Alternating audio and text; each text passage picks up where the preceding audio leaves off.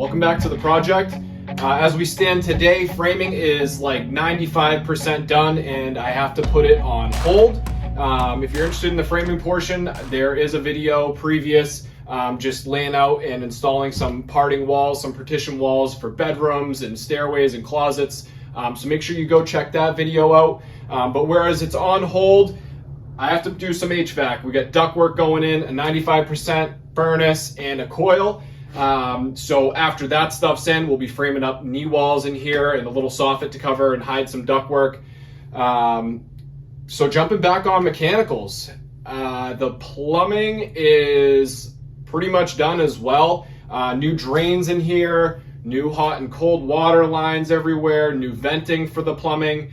Before, believe it or not, there was, I guess you could say, the lack of a vent, or it was venting into the apartment, which is just crazy. There was the vent was just open to the attic up here with like a hat or a shoe covering it. When I bought the place, I couldn't believe it.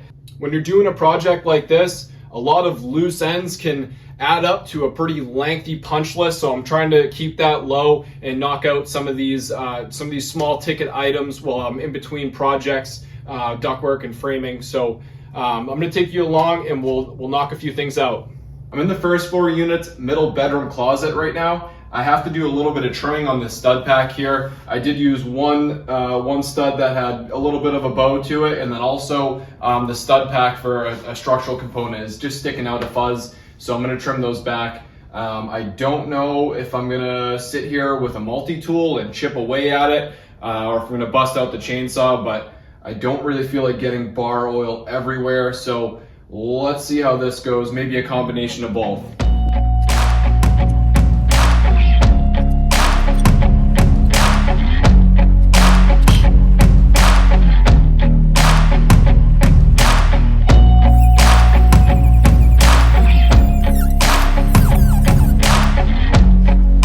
Now that I have the edges cleaned up, I think I am going to try to just dive in here with the chainsaw and see what happens. Got the Milwaukee with the 12-0 on there. Let's see what she does.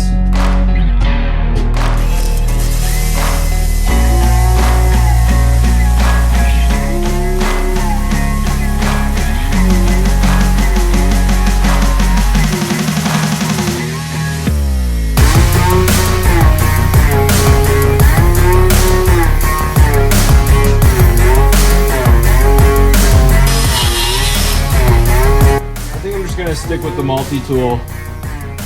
This doesn't seem to be working very well. I think with a chainsaw, the tip of a chainsaw, because the chain is actually bent, doesn't really cut very well, so a lot of the cutting happens in this area of the blade.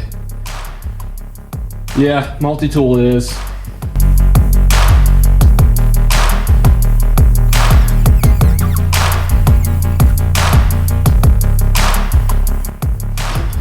As annoying as this tool is to listen to, this is probably one of the best inventions of the 21st century. I mean, tell me I'm wrong. It's so versatile.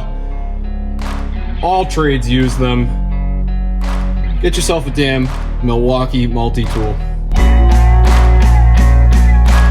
From one of the most loud and annoying tools, I can barely even hear myself talk right now. We're going old school with the hand plane just to clean up some of the burrs and edges here. Already a huge improvement there.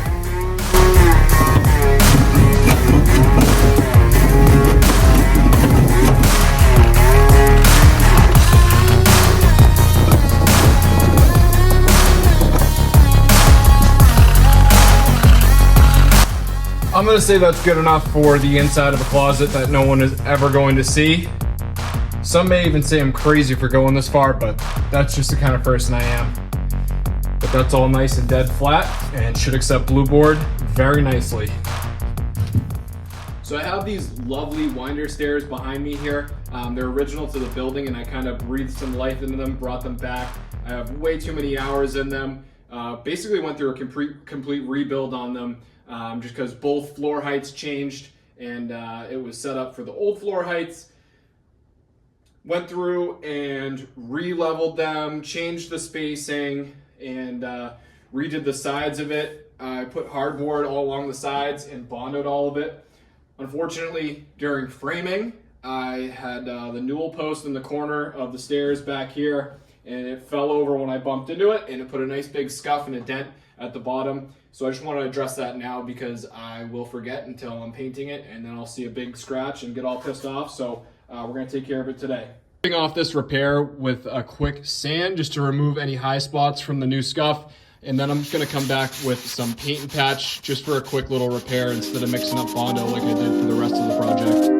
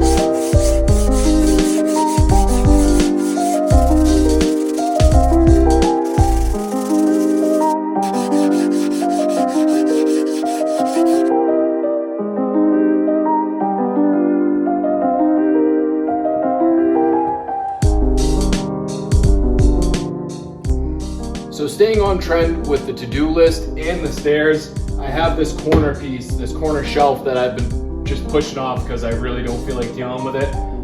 But it's got to go. It's a little bit ugly. It's not going to match the stain of the new stairs. So I'm going to rip it out, see how many layers are there. I plan on putting in just hopefully a 3/4 piece of plywood for the rough stage, and then I'll come back and install a finished piece similar to this once all the blue board and plaster is done. So let's rip this out and see what we discover.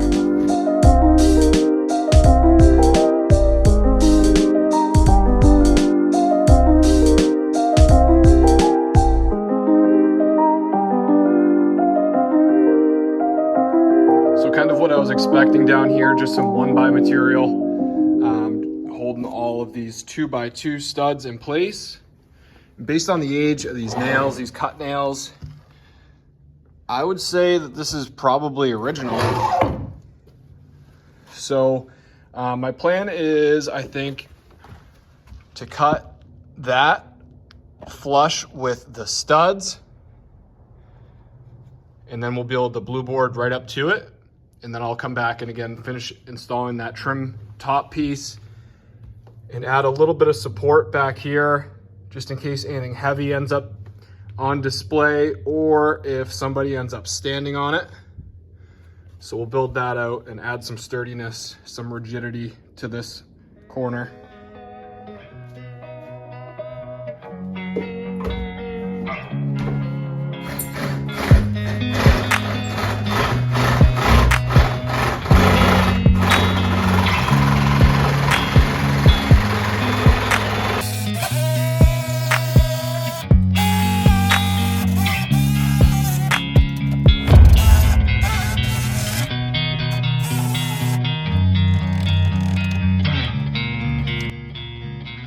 The cut came out pretty good for using a Sawzall. I just wanted to follow the contour of these studs because so isn't the blue board. Let's see what we're gonna do about this space back here. So my first plan of attack is to support the middle of what we have existing. So I cut this funky piece right here. That'll sit secure to that stud, and then this little strip of ledger right here.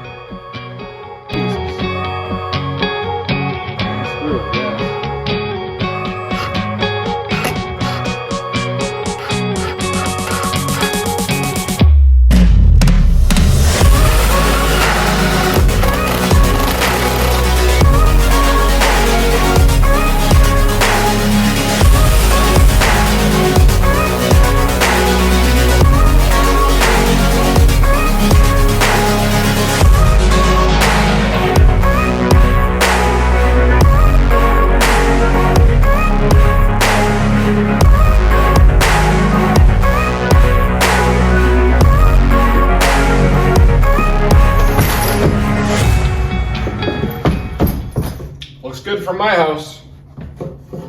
And while I'm over here, I also have this floppy existing trim. And it looks like this is the same exact angle, this scrap piece that I was just measuring with. So,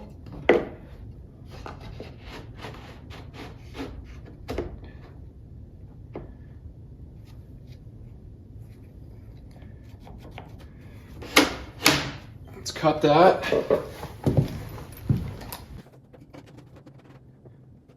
Oh God, yeah.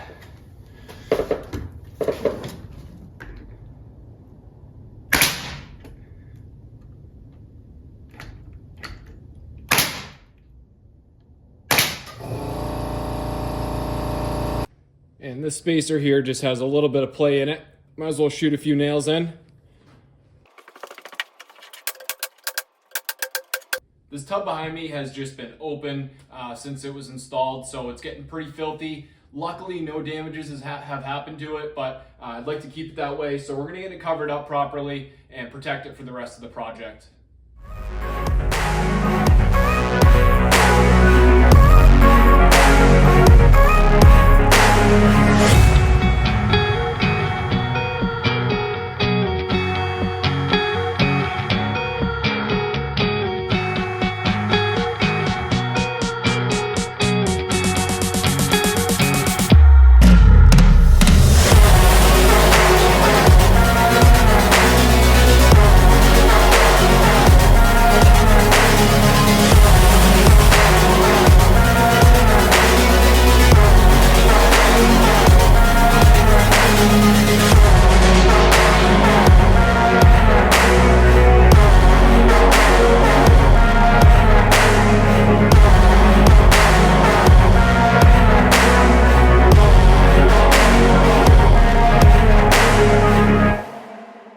I kept the box that the tub came in, actually for this exact reason. So that fit up pretty well. I just covered the top and the sides with the cardboard. It's like double layered cardboard too. So, you know, if they can ship that thing around, I think it'll be good enough to protect the tub. And then afterwards, I just had an extra sheet of 3/4 plywood laying around. So just ripped that to fit and installed it on top. Looks like it should work. So this tub is fully installed. You might have noticed no fasteners holding it in. I went a little bit unconventional with it. The flange was a little bit wavy, so I just PL premiumed the hell out of it, all the way around. Did blocking on all the tub edges, everywhere. I also sat this thing in a very thick bed of mortar. This is just an acrylic tub, fiberglass acrylic tub. So I just wanted to make sure that it was nice and strong, just in case a few hippos or elephants move in here after I'm done living here. So I'm in the second floor unit here, and behind me is the stairs that lead from second floor to the third floor bedroom. There is some plumbing under here that I want to remain accessible, but I do want this to be a finished space. So this side will be pantry, this side will be utility. I do also plan on installing a few junction boxes in this area and maybe even some LED drivers for some accent lighting.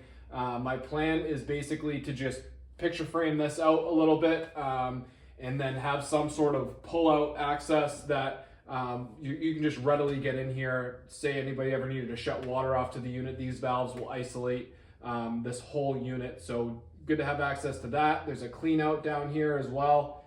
So let's frame up a little picture frame here, and we'll worry about the access door come time for finish.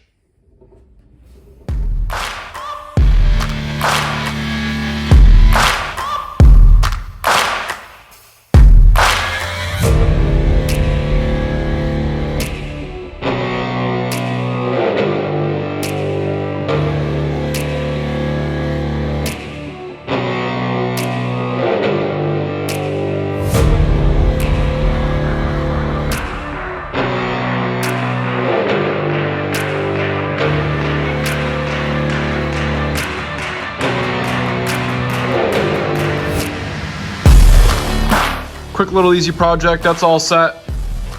Just did two 2x4s on either side. Got backing for blue board, and then just ripped a 2x6 header down just to fit right up against the stair stringers there. And then same deal on this side, backer and two 2x4s. And then I'll figure out the access panel afterwards. All right, for those of you who've made it this far in the video, a quick round of applause. I'm not gonna lie, this has been a rather boring one, but it's really what's taking place on this project. So I'd like to reward you with a quick sneak peek of what's been taking place in this attic to bedroom conversion.